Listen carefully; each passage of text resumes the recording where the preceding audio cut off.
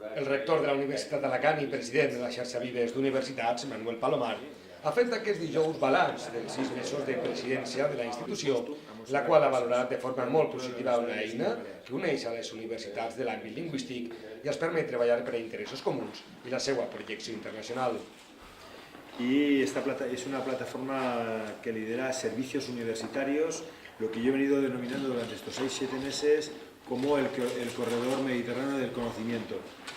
Palomar ha destacat el lideratge de la Universitat d'Alacant durant la seva presidència, per a la qual s'han posat en marxa iniciatives com Xarxa MOOC. També hem apostat per la formació del futur alumnat universitari a través del coneixement obert i en línia, en concebre i desenvolupar el primer curs massiu de llenguatge d'especialitat de català, Xarxa MOOC, que ja té més de 800 inscrits.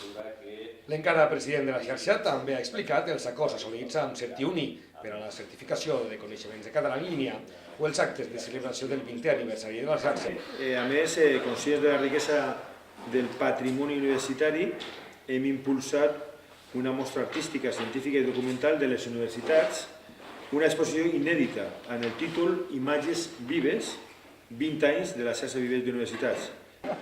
Durant la roda de premsa també s'ha presentat la guia de criteris lingüístics que s'ha elaborat des de la xarxa Vives. Intentant oferir una eina a empreses, sobretot, que tenen una implantació multiterritorial, empreses com Renfe, o el Banc Sabadell, o Consum, o Carrefour, que volen utilitzar també la llengua pròpia i de vegades, segons el territori on estiguen, o la comunitat autònoma, es trobaven en els dubtes de si poder eixir o si poder sortir, per exemple. Aleshores, aquest és un treball fet per lingüistes, experts en la matèria, que intenten afavorir que en una única solució lingüística tenen tots els territoris coberts.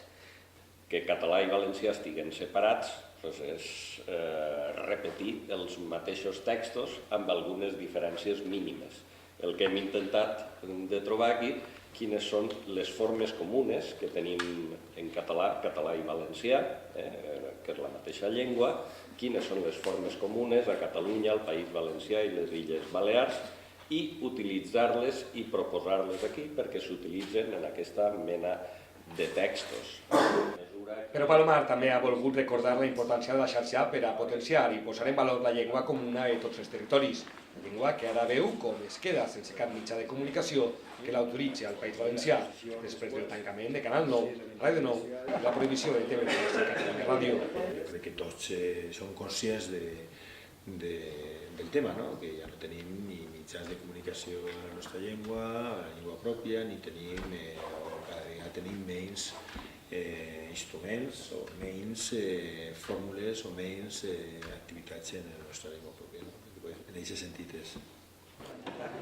Sobre la qual la xarxa es pronunciarà el divendres, com ja va fer el tancament de Ràdio Televisió Valenciana.